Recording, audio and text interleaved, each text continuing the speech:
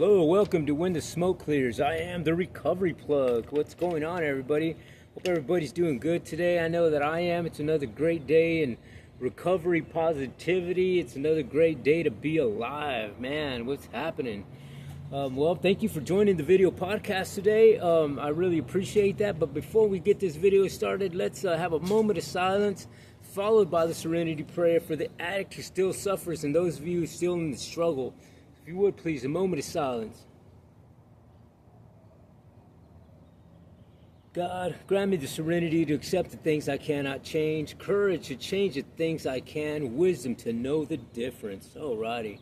Well, what's happening, everybody? I guess it's going okay, man. I decided that I was going to come out and do the video podcast outdoors. It's a pretty good day today. It's really nice, and so yeah, I figured I'd come out here and just enjoy the weather. Right? I had a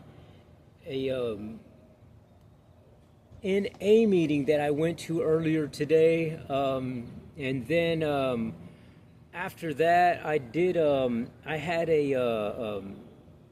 went to the Central Library downtown San Antonio, and every second Saturday of the month they have what is called a collective cultivating open mic hour, and they have it's a thing where you can go and read poems, you can read stories, you can sing a song or play some instruments, and it's just to kind of get you out of the box, in a sense, you know what I mean? And it's fun, you know what I mean? It's a good way to get out of your normal routine, to get outside your box, if you will. And that's why I go for that reason, and because it's therapeutic for me, and it's part of what I do today, you know what I mean? It's part of the positive things that I do in my journey of recovery, and it's great. It's good for me. So anyway, I was looking over this one section of this book that I'm reading, and I wanted to kind of touch on that today as the subject for this video, and it's called The Three Characteristics of Existence. And the three characteristics of existence is impermanence, suffering, and non-self. And this comes from the Dharma teachings and in the Buddhist teachings. And I've been doing a lot of reading on that subject and practicing it mainly in my meditation work. And it's because it's been helpful for me, you know what I mean? That's one of the things that that I'm doing now that I didn't do before, and so it's helpful, you know what I mean? And it's just part of it's part of the lifestyle, you know what I mean? And it's part of my new identity, if you will, because I had to change everything.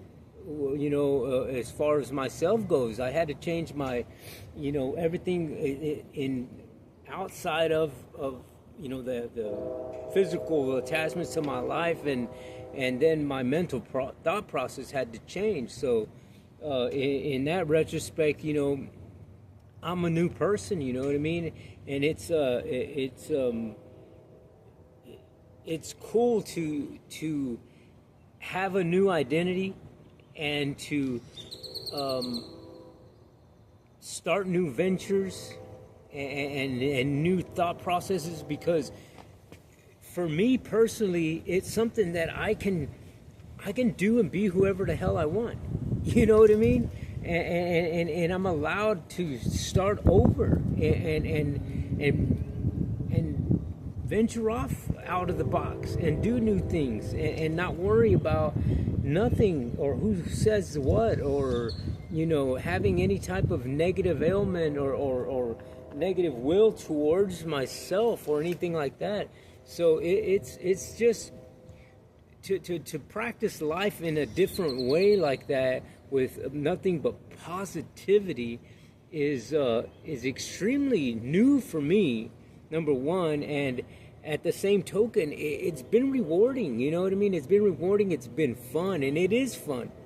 And because here I thought that, man, if how am I going to live life without the use of drugs? Number one. How am I going to live my life without drinking anymore? You know what I mean? How am I going to live my life with the things that I've known my whole life since I was a kid? You know what I mean? And now, I'm living that life, and it's great. You know what I mean? It's just, you don't know what life's going to throw at you, right? You don't know what new ventures are going to bring, but at the same token, if you don't try it, you're never going to know. You know what I'm saying?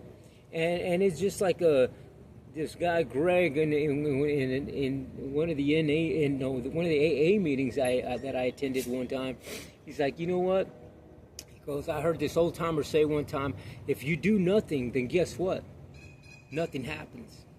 And I was like, man, that's right on point right there. You know what I mean? And it's true. If I had done nothing, I would still be in the misery of addiction and being out in the street, just jumping from one motel to the next, jumping from one tent community to the next, going from one bando to another bando, just doing licks out on the street just to maintain a drug habit. And I would still be there doing all those things. And by the grace of God, I'm glad that I was able to get out of the box and try new things and live my life a different way. And now I'm just totally different person. You know what I mean? I don't do any of the things that I was doing when I was in the addiction. Nothing that I do today did I do when I was in the addiction and in the darkness. You know what I mean? So it's, when I read this here, the three characteristics of existence, which is impermanence, suffering, and non-self, it just kind of made sense to me. You know what I mean? It made sense to me, and I wanted to read a little bit of it to you guys to kind of elaborate on what that means. And it says here, with sustained mindfulness awareness, we're seeing that things change, that they are impermanent. People reported the morning was like this, and then the afternoon was like that. At one point, they were agitated, and then they were peaceful, and then they were tired, and so on. You know what I mean? So impermanence is this, it's like a pattern that changes a season. You know what I mean? It's like a season that you're going through, and you could be going through seasons at every minute of the day. You know what I mean? One day, one minute you're putting yourself in this situation where you're angry, and then another minute you're in a situation where you're just laughing your head off. You know what I mean? So I could understand the definition of impermanence in your character. And it says here that the awareness, it says the Buddha recommended that we acknowledge on a daily basis that we are of the nature to grow old, to become ill, and to die. In our culture, this would be an outrageous suggestion. We're running madly to get away from the realities, often trying the extreme health regimens and products to achieve some kind of external youthful immortality. Since this ultimately won't work, why not try going the other way? In the last several years of my close friends and about my age have died. Somehow this was different for me than death of my parents, who lived into their 80s.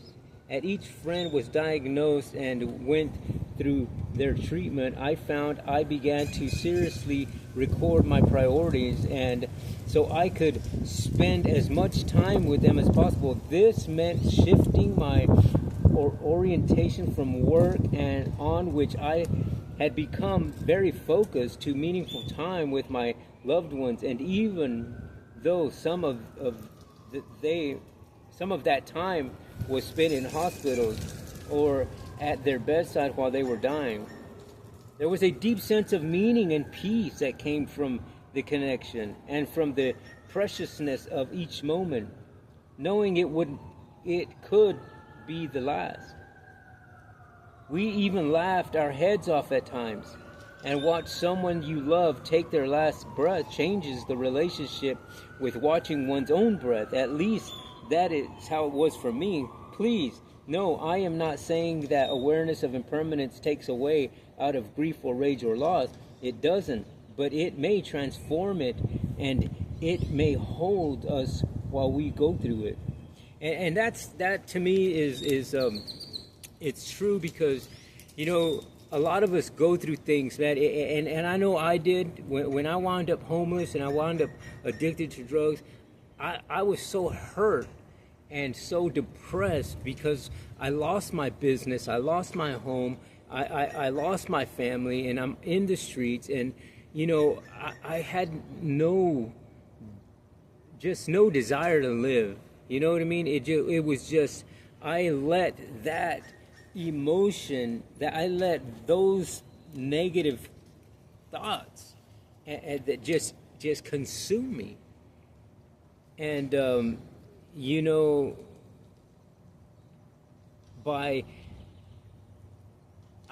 finally realized, like, man, what am I doing here in this misery? Because what am I doing? I'm doing. I know one thing that I'm doing every single day is I'm doing drugs. You know what I mean? And I'm doing drugs. Why am I doing so much? And I was like, well, I finally, came to the realization, okay, well, yeah, I'm doing all these drugs because, number one, I'm sad, I'm mad, and I'm hurt, and I'm depressed. And, I had to come to the realization that, you know what? Life is not all cherries. You know what I mean? Life is not going to always be this wave of happiness, because it's just not. That's life. And the realization is that there's suffering in the world. But when you acknowledge the suffering, when you say, hey, you know what? I know that I'm hurting. I know that I lost my business. I know that I lost my home. But you know what? This is only temporary. It's not going to stay like this forever. And what do I have to do to make sure that that I'm not here for any longer than I need to be?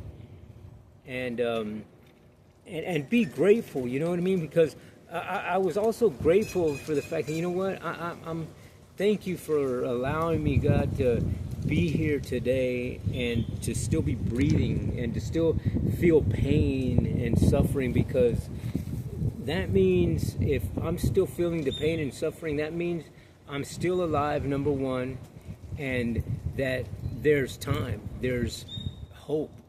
And if I'm open-minded and if I'm willing to change something in my life, then I know that I can redirect and walk away from that part. Just like this paragraph said. You know what I mean? Why not try walking the other way? And that's exactly what I did. You know what I mean? I had to walk the other way. And the day that I decided to walk the other way is the day that I got clean. You know what I mean? That was the start of my new journey. It wasn't easy, but I made a fearless and moral inventory and said, you know what? I need to walk away at this point, because I'm done. I don't want to feel like this anymore. I don't want to live like this anymore. And so it was part of my character that I had to change, because had I just said F it and, it's like, whatever, let me do another hit or whatever, you know what I mean? It could have very well, it went a different way, you know what I mean? I may not even be alive today. And so, I could have easily gotten, locked up and went to prison, and here I thought I was, and then I could have easily OD'd, you know what I mean? Or gotten something physically could have happened to me while, being out in the streets and selling and dealing drugs and that sort of thing. So that, I was never in an environment that was healthy, you know what I mean? And So yeah, when I decide, when walking the other ways, let me see what's on this side, and man, you know what?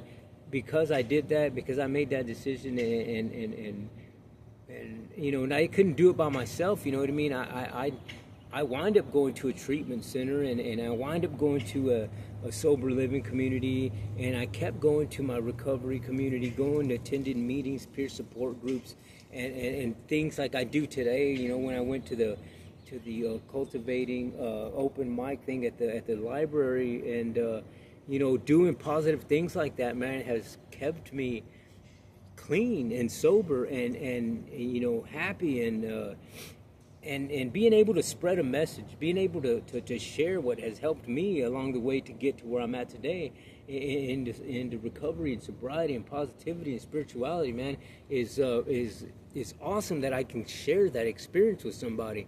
And that's why I do these videos, you know what I mean, to share my experiences, because I've got a lot of them. And maybe somebody out there who's maybe they're trying drugs for the first time, or they're on their last leg, and they need to hear a word of encouragement. Man, how do I do this? What do I do? And me spreading a message like this can very well help somebody, because I know that I was at a place one time hearing a man talk and telling his story, and I got 10 years out of sobriety through that guy's story, and I'm grateful for that.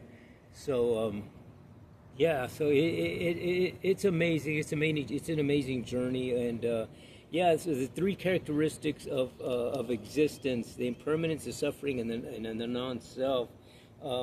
Is let me read a little bit of what it talks about on the non-self part. It says, "Who am I really?" The teachings on non-self. Many folks, including our class participants here, start a retreat with concrete ideas about who they are, that are a carryover from their perception of themselves and their life in general.